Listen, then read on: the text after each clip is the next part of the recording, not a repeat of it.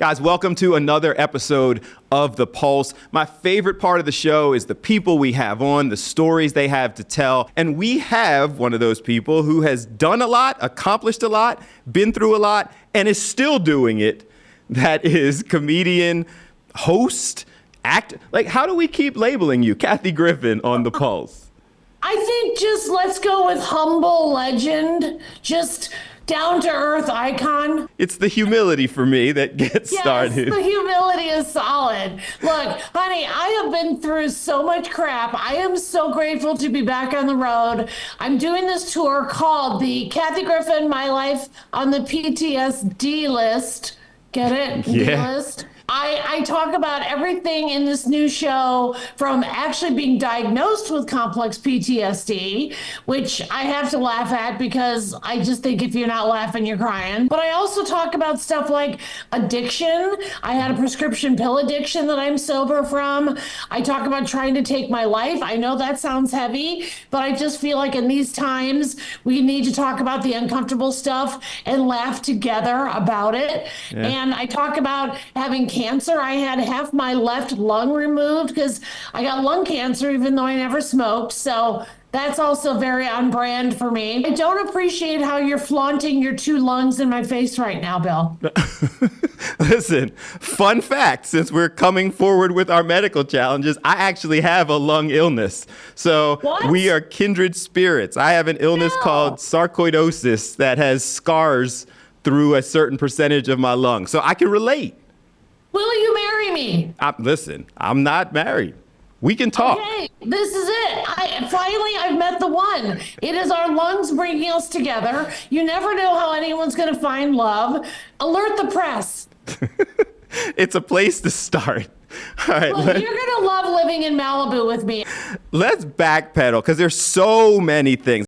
More specials than anyone else, male or female. That's actually in the Guinness Book. Yep, in the Guinness Book of World Records. In fact, last weekend, I taped my 22nd stand-up comedy special, so I beat my own record. You got into comedy.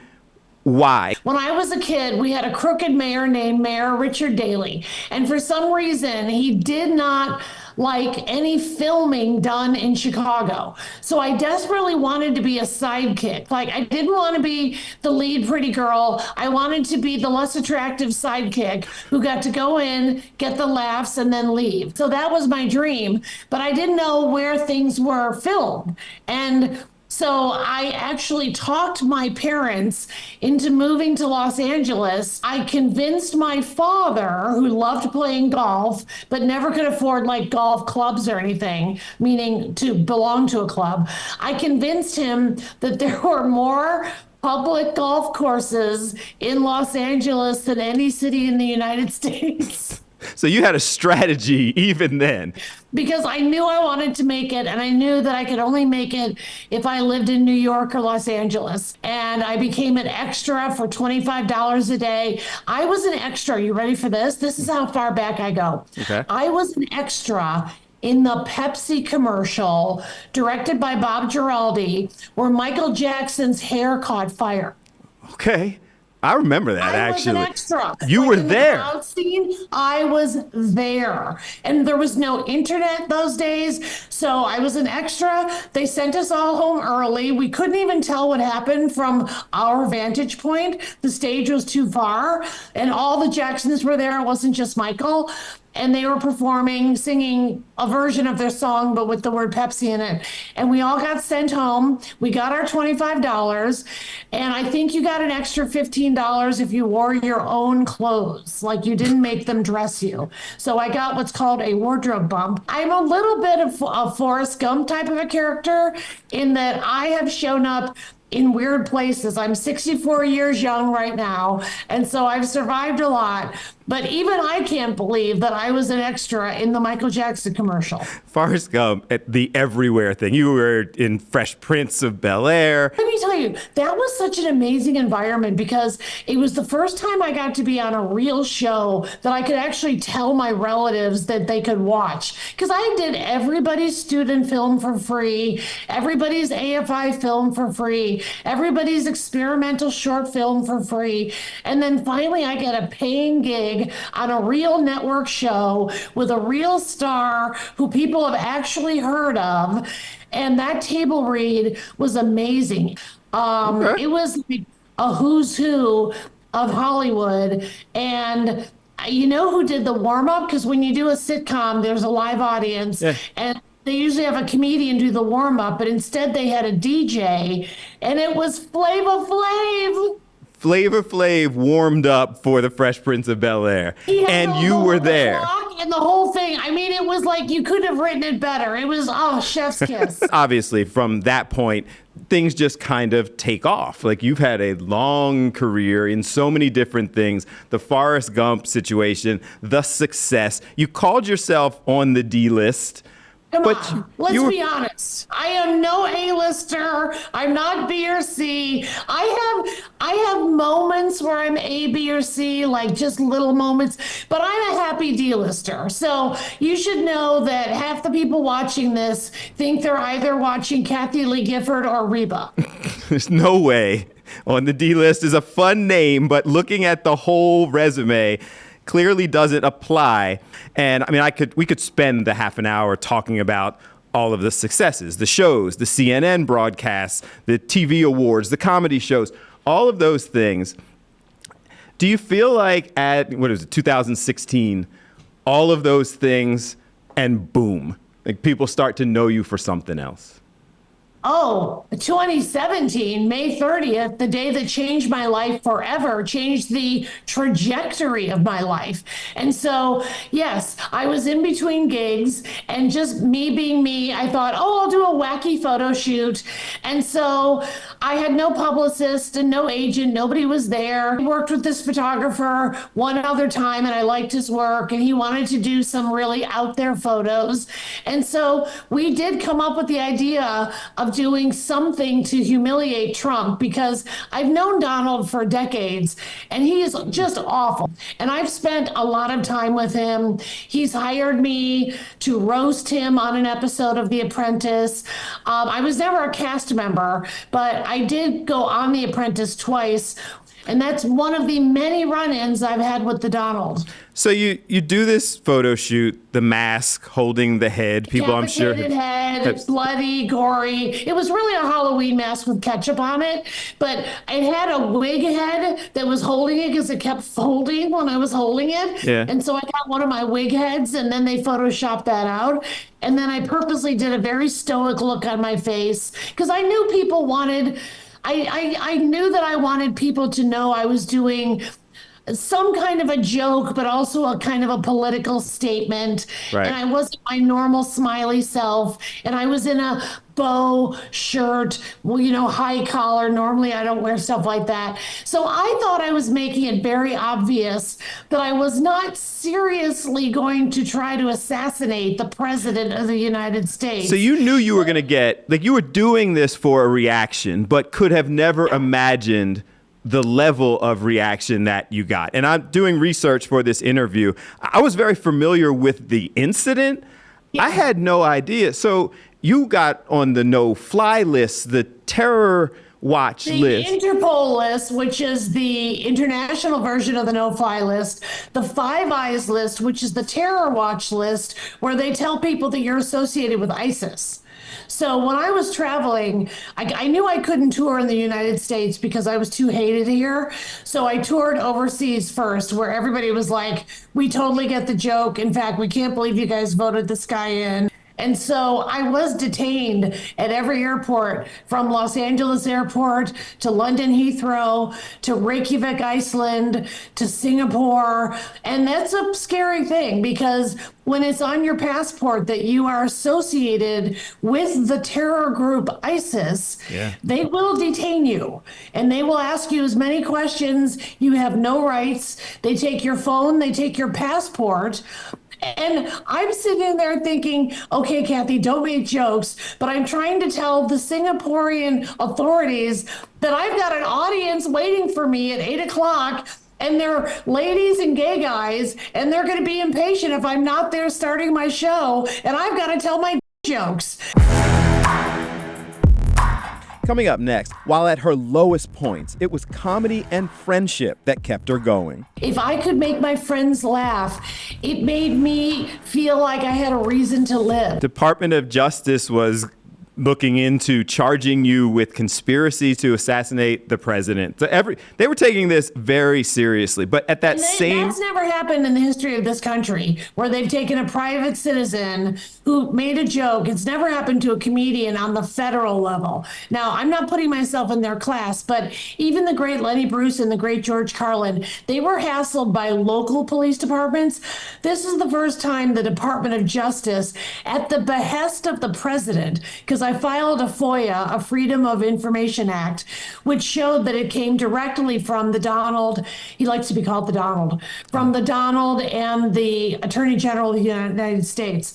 And they used two agencies within the DOJ, the U.S. Attorney's Office, who was ready to press charges, and the Secret Service, who was looking to drum up charges to charge me with conspiracy to assassinate the president, which of course holds a lifetime sentence. It was also a time where you mentioned earlier you were diagnosed with lung cancer in kind of after this, went through a divorce, tragically lost your mother, were battling an addiction, and all of this kind of I was on one of those 5150 psych holds for 3 days in a psych ward of a hospital after I tried to off myself. I mean, I've been through some crap. How do you recover from something that many people didn't even know you went through, some of this? And others are like, even if I did, I'm not talking about it. The thing that saved my life was laughter and comedy. If I could make my friends laugh, it made me feel like I had a reason to live. And then the thought of working again, even though for 6.5 years I was out of work, and I really, really didn't know if I would ever have permission to stand on any stage anywhere and just try to make people laugh, which is what I have been doing for a living for decades, not to mention the specials, a reality show, a game show, a scripted show, 2 Emmys and a Grammy. All that went out the window once I became, the most toxic person in Hollywood. And about 75% of my friends ditched me. And that was really hard and it was painful. And so going through all that stuff, the only thing that really kept me going were, my dogs, but also just laughter. Yeah. And there would be times when I was at my very, very lowest, but something funny would just come into my brain. And being a comedian through and through, I would still find a cocktail napkin or something and write it down. The whole 6.5 years, I was still writing down little pieces of things, and that would get me through the day. Yeah. And when I got, lung cancer, I thought, you know what? Everyone in my audience has probably been touched by cancer in some way, shape, or form. So I'm going to make it funny. Comedy really healed you. I believe comedy can heal everyone. Like, I am a true believer in not only laughing when it's easy and you're in a lighthearted setting, but I really think there is such value to being at a point in your life where you might think there's nothing funny about it, but just taking 1 second to be like, okay, look around. Maybe there's something that isn't funny today, but when you look back on it in 6 months, somehow it'll be funny. Coming up, I'm going to be honest, I don't quite understand some of her therapy, but she says it's true. And then tip up my nose and moo like a cow. I'm not believing this. Bill, I'm not buying this. If we're going to be married, you're going to have to learn to be honest with me.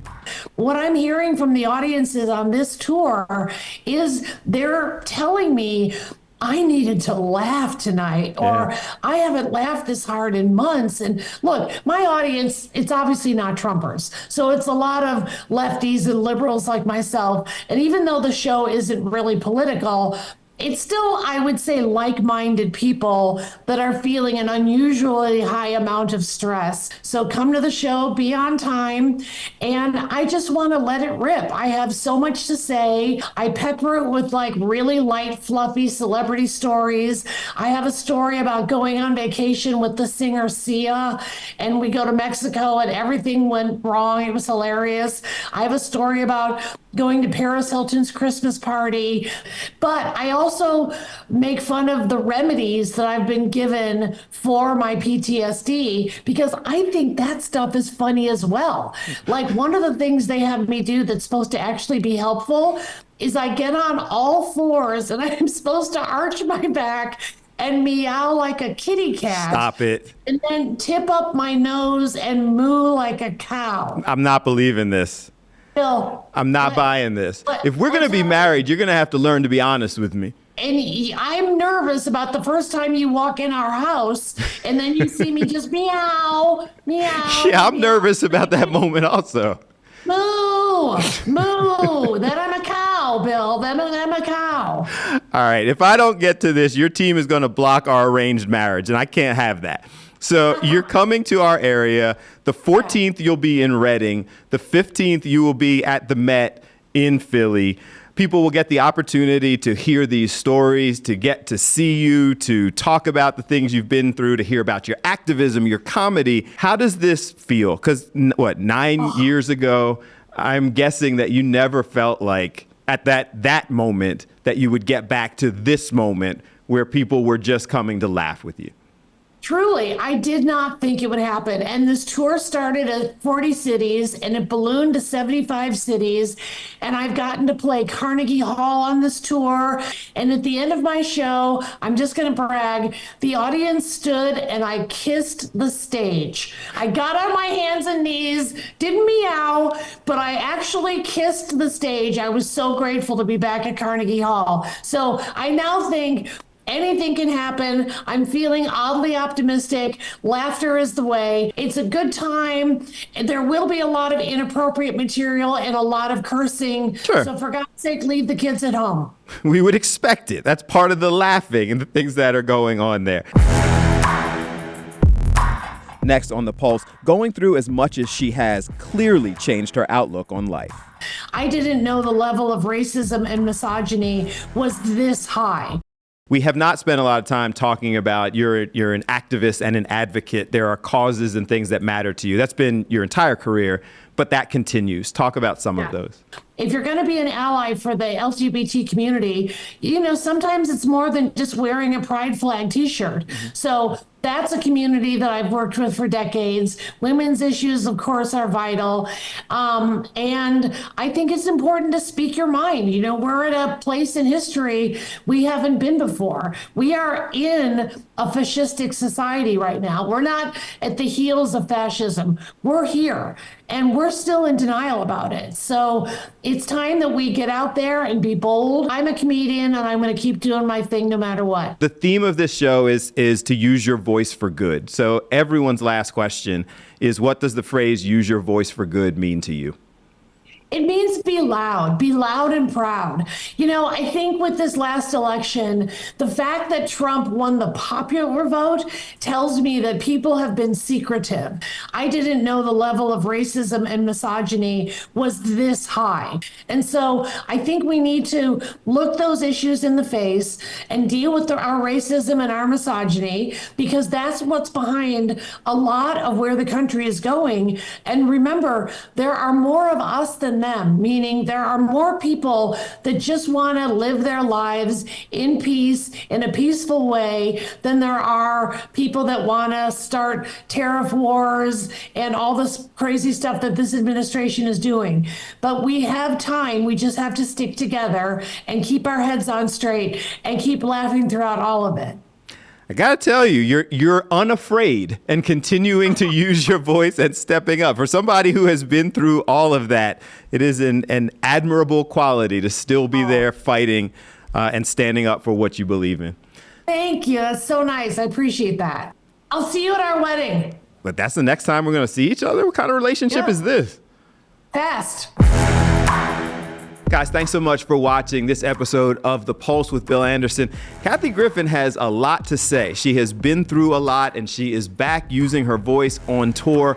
Obviously interesting to sit down and talk to her and hearing some things that I really wasn't aware of. So I hope you enjoyed the discussion as much as I did. A reminder that you can listen to the entire podcast unedited, all the things that she had to say, all places where podcasts are available. And I leave you today, as I always do, reminding you whenever you can, use your voice for good and have a good one.